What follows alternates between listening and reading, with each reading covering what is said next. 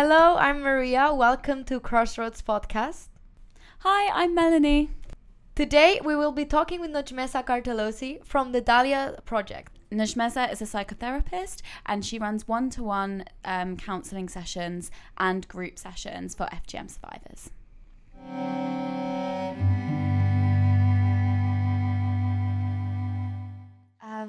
Hello, I'm Maria. I'm the co-president of the Intersectional Feminist Society at King's College London. Today we will be talking with the Dahlia Project, a unique specialist holistic service providing both psychological and physical support to survivors of FGM. The Dahlia Project is run by Manor Gardens Welfare Trust, a health and well-being charity based in North London founded in 1913, which provides tailored services around physical and mental well-being and promotes community cohesion. We will be talking with Njomeza Kartallozi, Dahlia Group psychotherapist since the start of the project and has helped develop and shape the service through her cross-cultural experience. I am here with Melanie, a KCL graduate who works as an advocate and researcher for women that have experienced domestic abuse. So I just wanted to ask, what led you to work for the Dahlia Project?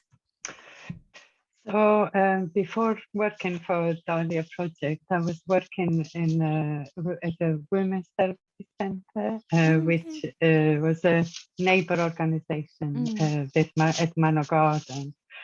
So my role at the women's therapy center, I was working as a community development psychotherapist. So when I started in 2011, it was kind of a unique and innovative role, which came out of research that Women's Therapy Centre did about the fact that women from Black and ethnic minorities were not accessing mental health services. And the reason was because they really didn't know either existed, but didn't know what it was or how it helped them, or they kind of stayed because of their kind of cultural beliefs. So the idea of my role was to go out there in the community and find the women and talk about psychotherapy.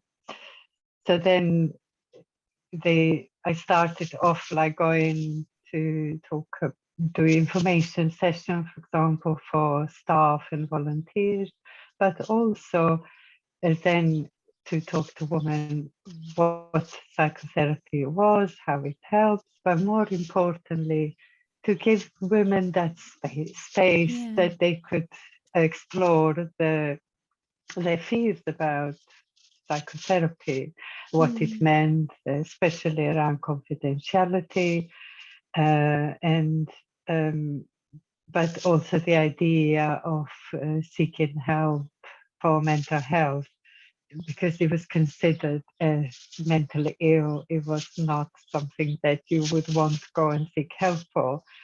So in many countries, including of my own, psychotherapy doesn't exist. So in many cultures doesn't exist at all. So usually they would have heard of psychiatrists, but if you were referred to a psychiatrist, that would mean you had a mental illness and you wouldn't want to do. So they thought it was a kind of a similar thing. So that's why they would stay.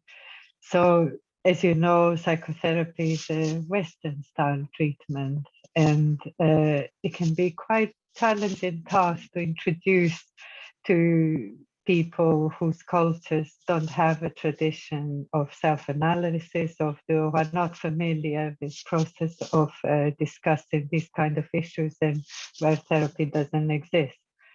But once they open up, they often experience a huge relief, and it can be healing. Perhaps for the first time, they can go with someone through darker and desperate roads with a therapist support to witness their struggle.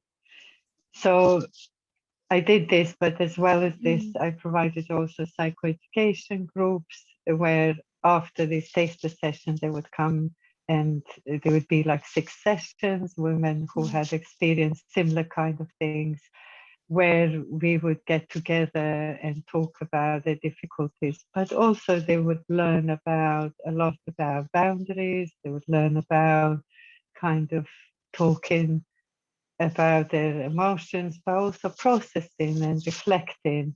But also we helped with coping mechanism. So so after these groups, women then would be referred for one-to-one therapy if they wanted to explore further. So because sometimes in the group, that's when they realize their past traumas, the difficulties they were having, they were stemming from past traumas. So basically, it was a model that I kind of helped to develop in the community. It's a very successful model, and it's really that still to this day I work with.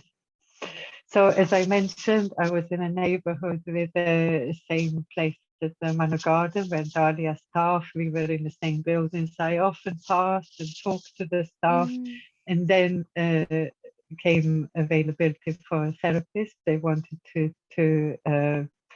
employ a therapist to run therapeutic groups with women who have undergone FGM. So I got the job, and so I joined Dahlia in 2016, I think, and where I helped them to, so I ran the groups, but I also helped them to develop therapeutic services for Dahlia. Nice, that's amazing. And do you do like both the one-to-one and group work then within Dahlia project with women? Initially, we only started with groups, so therapeutic groups. So when then, if like women wanted further therapy, then I would refer them somewhere else because we didn't provide one-to-one. But now I have fully moved on because unfortunately, it's really sadly, Women's Therapy Centre closed after 42 years. Due to funding, and so then Manor Garden kind of adopted me fully. So I have developed the whole range of therapeutic services. So then women now can access one-to-one in-house at Manor Gardens. But before, when we first started, we would refer them somewhere else for one-to-one. I see, yeah. And what have been some of the key challenges and highlights, would you say, of the work you're doing at the moment? So basically, most of the women I work with, they have a combined trauma, so which are kind of historical, but also current trauma of sometimes being an asylum seeker in UK or a refugee. So prior to starting the group, we assess women, and so the woman consists of 6 to 8, and once we have a group, we offer 12 weeks session. So at the beginning of the group, women discuss all sorts of issues, starting from their life in UK, racism, London transport, NHS services, news, current news, childbirth, periods, and their relationship with members, family members, but also outsiders. So most of the groups are really powerful as they have a mixture of strong emotions and feelings. So shame and trust is often talked about. So at the beginning of the group, there's a kind of great reluctance to engage or talk what has happened because it is so shameful. But once the trust has been established, there's a huge unburdening as they start to be able to talk. So things they disclose are truly terrible. The systematic horror created by people who have deceived them and exploited their vulnerabilities. So for these women, the aim of the therapy is that they have a chance to rebuild their life and able to start living their own life. And I believe that the process of having therapy helps them to do this. Yeah. So for example, one woman, she told me that she was coming to the group she told me like when she goes around her daily life, she feels that everybody knows that she's got FGM and how shameful she feels, but and how difficult it's for her. But she has to kind of completely close that off, and it's almost like she's putting a mask and smile. But she says that when coming to the group, it's the only place I can just be myself, because I don't have to pretend. I don't have to be anybody I'm not, and I can talk actually for something. It's so kind of difficult. Yeah. So women are often very angry, which is not often recognized or linked. That is because of what has happened. One woman, for example, said that all her sisters were done FGM. It was done to them when they were older, but to her it was done much younger because, for example, she was very a tomboy. She was young, about 5, 6. She was a tomboy. She was playing outside. She loved sports, so she played with boys outside a lot. So the mother, even her father, was not really keen on doing FGM at that young age.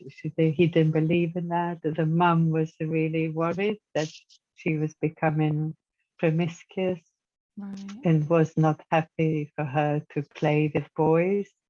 So they decided for her to have FGM at a young age. And she was so angry because she kind of destroyed all her wishes and what she wanted. She wanted to play outside because after that she said not that she never played any sports, but she never really went outside to play. And she wanted to be an athlete, and she was very angry because that was taken away from her very, very young age. So anger is a huge kind of part of them being able to kind of express. So also a woman whose twin sister died beside her, by the both had FGM and died beside her because she bled to death, but she couldn't help her because she was tied. And all her life, she's never forgotten that. And it affects her every day. She was having nightmares, and she said at one point, I can forgive anything, but I will never forgive that ever, because it just affected her in such a profound way that she couldn't really live normally. So, and then it was somebody else who mum said that on her birthday, I'm gonna take you shopping for birthday, but in fact it was to perform FGM. And she said what a birthday present that was. And so allowing them to talk about this and holding this group can be very challenging. And sometimes that's the only thing I can do is hold it and be there to witness this with them. The enormity of the issue is so high. Sometimes it feels like you are on a Titanic because any moment could. So although women report that the group gives them a space to talk without worrying about any consequences, but most of all, it helps them to know that there are other women struggling with the same issues. Sharing and supporting each other is very helpful. So throughout my work, working with women who had undergone FGM, I realized that they never talked about it with anyone. Like one woman said, there were 5 sisters. None of them ever spoke to each other about it. It was never mentioned. it was just something you just never mentioned. Yeah, And totally. even though they all suffered basically in silence with painful periods, recurrent infections, difficulty passing urine, one woman once said that how she, every time she had a period, she ended up in A&E because of the pain that she was experiencing. So in terms of positive impact, this woman have never experienced care and respect they deserve. So I feel the group gives them that space where they feel respected and valued. One woman shared how she feels valued in the group, and she said, "I like it when you talk. When I talk, you look at me in the eye, and you listen, because often they." They do have this when they mention people freak out. They don't like when they had to, for example, as the GP. So you look at me in the eye and you listen. And so the women are able to explore how they think and feel about themselves and how it affects their lives and relationships.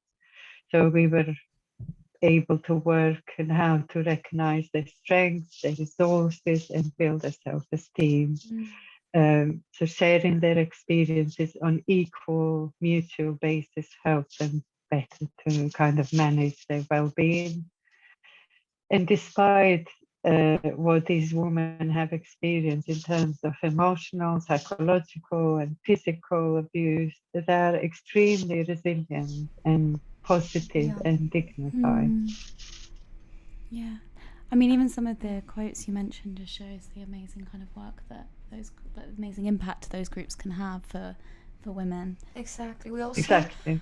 we're wondering how like the advocate like how it looks like the advocacy when supporting survivors looks like. And so if you could tell us a bit about it, just so our listeners can understand a bit more about what happens when someone comes to a service for support. Of course, yes. So during these groups, women are fully supported in any other way, because we find that the women, as well as having FGM, they're often in very difficult life situations. Sometimes they're asylum seekers waiting for years for their cases to be resolved. Or they're single mothers, or they have experienced domestic violence. So their circumstances can be very difficult, and they're often living in really dire conditions.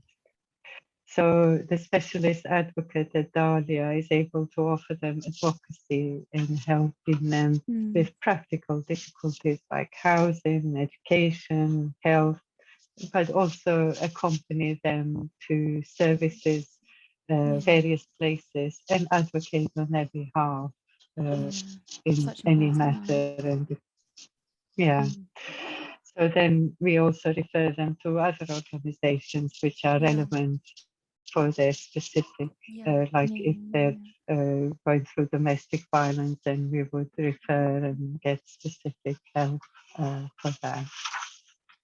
So overall, Dahlia offers a holistic approach to their well-being, including practical support, therapeutic, but also empowerment. Sometimes when we get referrals, women are not ready to start therapeutic support.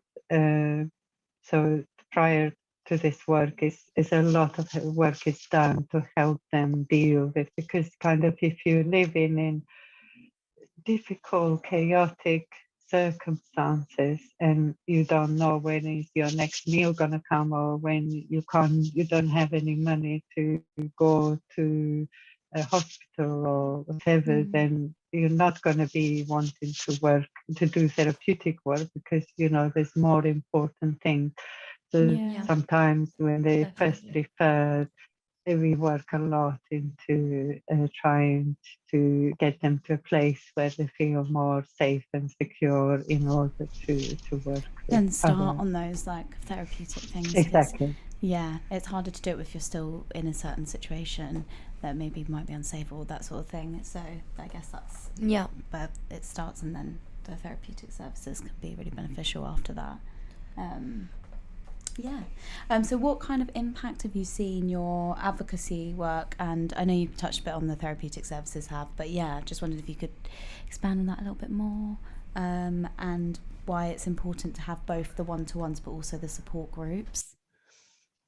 So, as I was saying, kind of Dahlia, we really truly believe in providing the holistic support because, as I said, if you woman can't, is not able to if they were, for example, straight into therapeutic work, then they would talk about, like, I don't have any money to go to hospital. I don't know when I'm going to eat, or I only got vouchers. I don't have any money to buy anything.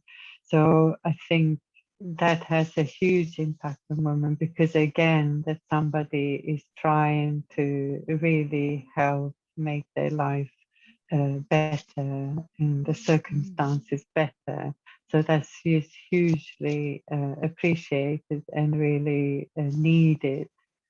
And so then once they feel that, oh, okay, so they truly understand that they want to help me fix all these problems I have currently, but also help me with my psychological, emotional health, but also physical health. Because sometimes, as you know, we talk a little bit later about the SEM clinics, for example, because sometimes they have physical problem that related to FGM, for example. So then they refer to the clinic for the physical checkup and treatment, and then they can join therapy, or sometimes they want therapy first because they're so traumatized. They need to work through that. So it depends. So basically, it's a very individual. Yes, exactly. It depends on the individual and their circumstances. Okay, so it is important to have the groups for all the reason I mentioned before. So they are that one that they just don't talk to anybody. So sometimes, for example, sometimes in the group, when a woman shares their story about FGM and she starts to cry, they all start to cry because they know what's that like. But also when they cry together, they grieve together. And that's so important to have everybody together to kind of go through that something so huge in their lives. So, for example, women who have done some work in the group are in better position to work to kind of talk about their life experience, because sometimes during the groups they disclose other traumatic events that happened in their lives. So they may want to continue, and then they are referred for one-to-one. So sometimes it's domestic violence or sexual abuse or childhood abuse, other kind of traumatic events. So then by doing the group, it's already given them that safe space, but they want to further continue. So that's why they're both important. Or sometimes, rarely, there is women who want to have one-to-one immediately because it is so difficult for them to face the group. So they go through one-to-one and then they join the group. So yeah. So it depends on the individual Exactly. and what her needs are. But having those group, like having more of a community approach as well, can break through the isolation. So I guess having both can be very beneficial to the survivor herself. And I was gonna ask about the role of ask you about the role of FGM clinics and how they help survivors, more specifically in London. Yes, so women who kind of have undergone FGM often find that when they access regular NHS services, for example, for smear tests or for painful periods or for other difficulties related to FGM. They often encounter staff who are not really familiar and are inexperienced with their specific needs, and this causes them additional anxiety and stress. Yeah. So to the point where sometimes they just not go, they don't seek any help because it's just too much. Yeah. So Dahlia Project is working with Yeah. NHS England in two of the So it's FGM. also outside of London as well. It's not just in Yeah, London, but outside of London. yes, All over so England. yes, but yes, we work with the two in London, one in Brent and one in Waltham Forest. Yeah. Okay. Yeah. So and we provide the counselling there. I see. But the FGM clinics are designed to provide a holistic service again, which is Yeah. based on the community. It's a kind of a one-stop shop. So all the staff there, from the consultant, midwife, advocate, and the counsellor, they're all FGM specialists. So when women go there, they don't have to that anxiety about worrying about trying to explain what is FGM or try to anything. They can just go directly where people are all trained, and the clinic is on its own. There's no other people. So that is hugely important and really, really helpful. No worries. And yeah, so I've seen that Dahlia Project has developed like community workshops with specialist midwives and delivering workshops on like women's health, FGM and well-being for communities. I was just wondering if you could explain like the ways these workshops are developed and like their aims, and why do you think they're so important as well? Of course. Well, since COVID, there hasn't been an opportunity for doing it, as you can imagine, doing lots of outreach in the community but because the project is quite well known, women are usually referred to us by community organization or self-referrals. But in the past, as you say, we have offered, and it is something we will now depending on funding, we will want to offer again. So, so in the past, when funding was available about nearly 10 years ago, the project recruited volunteers from FGM communities and trained them. And then they contacted women in the communities and organized workshops, which were largely done in women's homes. So then Dahlia Project would pay for a meal to be prepared and by someone in the community. And then the childcare was provided, often in the same house, in a separate room or somewhere nearby, so the women would have a space. And then all workshops kind of started talking about general health issues and then linking them to kind of consequences, both physical and psychological, of FGM. So it was kind of a safe way to start talking about FGM, which, as we know, was something it was never spoken about and it was a taboo. So after this, Sorry, yeah, no, I was just going to say that sounds great, like to have it run like that actually with them. I think that's a really nice way of also having a community way of doing it, and it's also like people speaking to other people in the community that they know. So it's kind of learning off each other, and I think that sounds like a really nice way of doing it. I think getting more exactly, and I think that's kind of the Dahlia's kind of approach in general. Dahlia approach is starting from the workshops and therapy. I think our aim is to be flexible, but kind of safely flexible, adaptable. So, like with therapy, it's not like to have to do it all by the book. It was have to take into account all the kind of elements to make it work and to make it, but it was still in a safe environment, safe space, but with flexibility. And it was the same with these workshops. So then after these workshops were developed, we developed advocacy referral to FGM midwife, and then further workshops, sometimes with the FGM midwife coming along to them.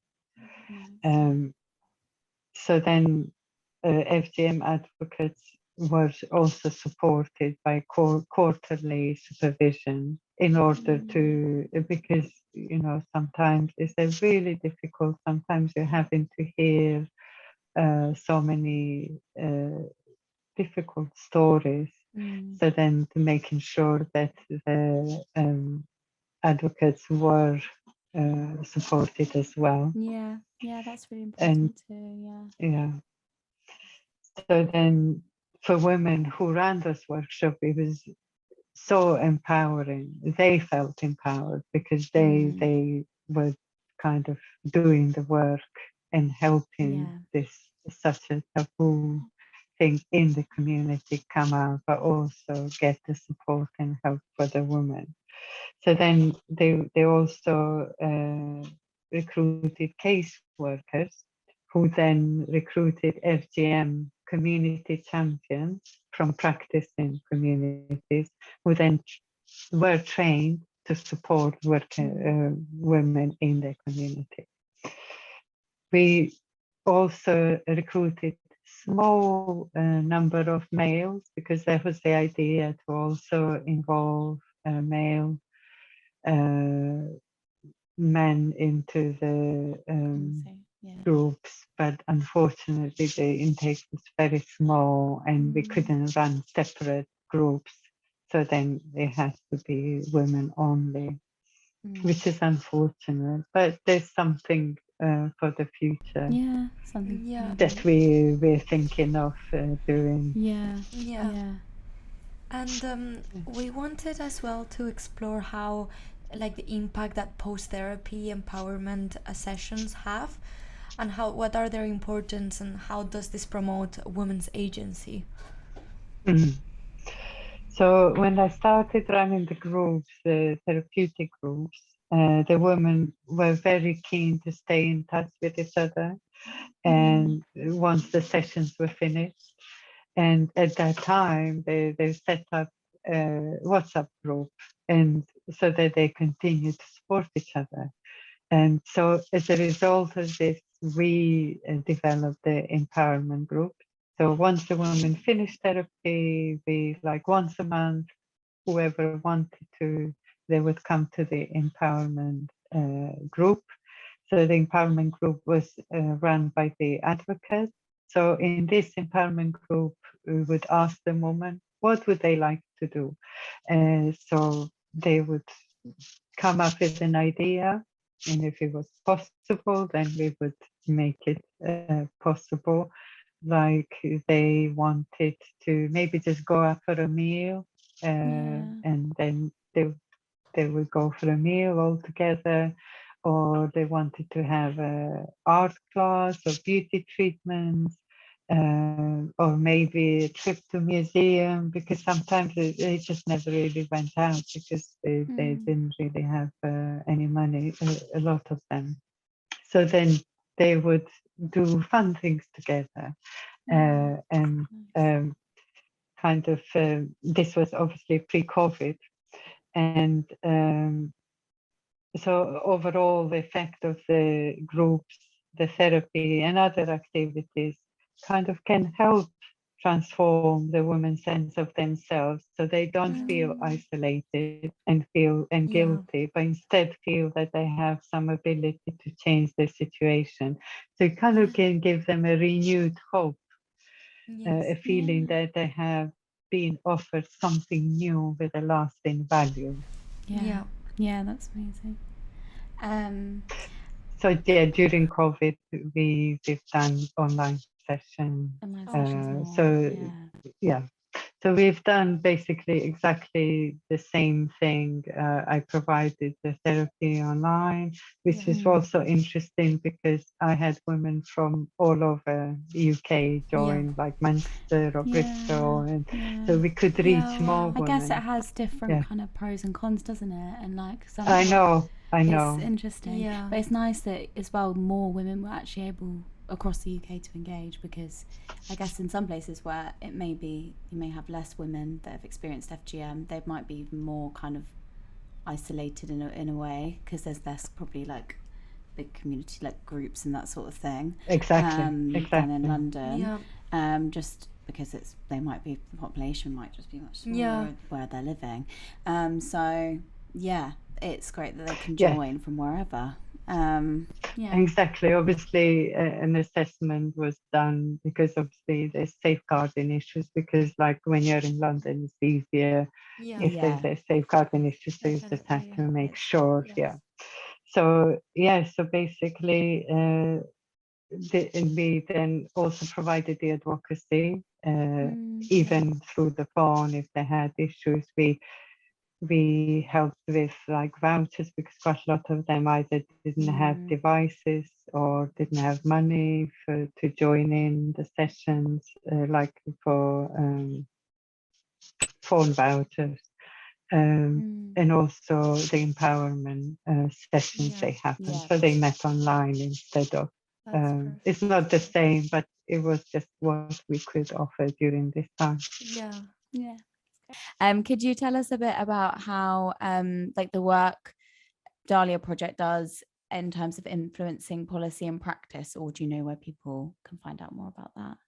Yes, so if you want to find out a bit more, because as I said at the moment, because of COVID, things have completely changed, but also because of funding, we are not really able to offer as much as we used to, but it's something that we are hoping to expand and do more, like the workshops and the clinics and so on, and also the empowerment group in person. That's kind of currently been happening. But if you want to find out more about resources, we have the handbook, which was developed in 2019 about therapists working with women who have undergone FGM. They can all be found at the Dahlia's website.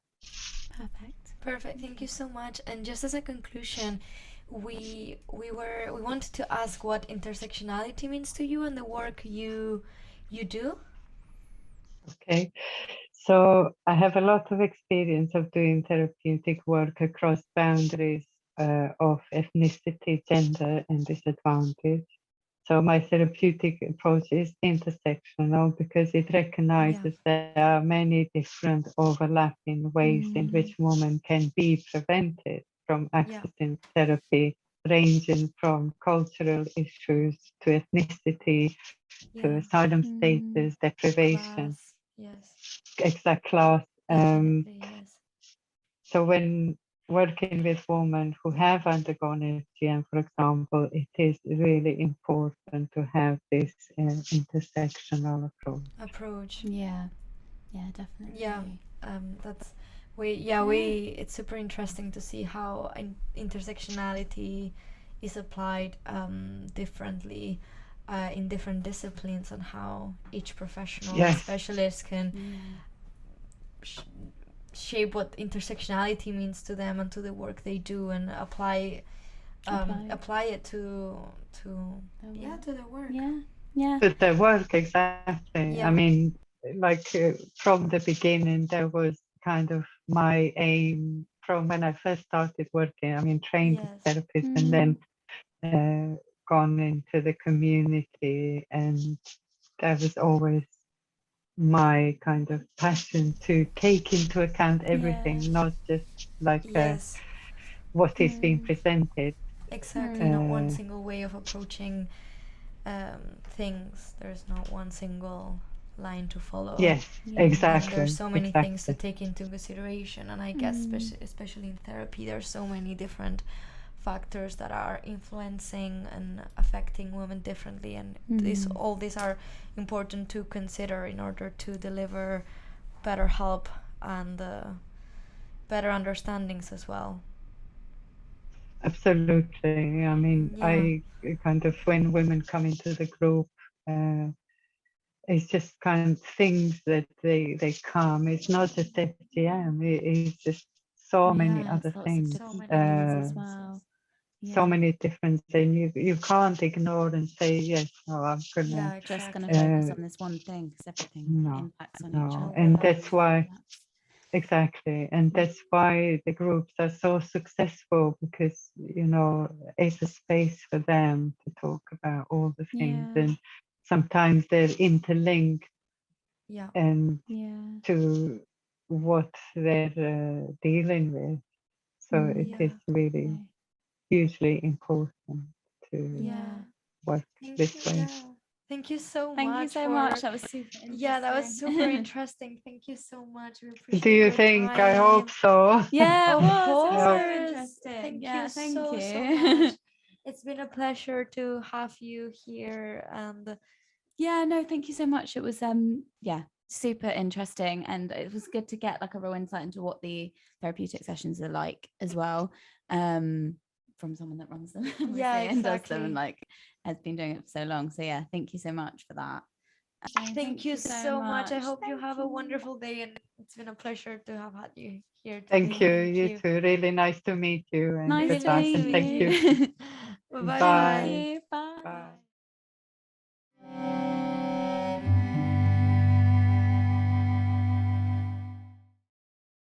Thank you to Njomeza for making this episode possible, and also to our listeners. If you want to donate and continue helping us out with the podcast, you'll have some links below, as well as resources if you want to continue your research into the topic. Thank you so much for listening. Thank you and so we'll much. see you soon. Bye bye. Thank you. Bye.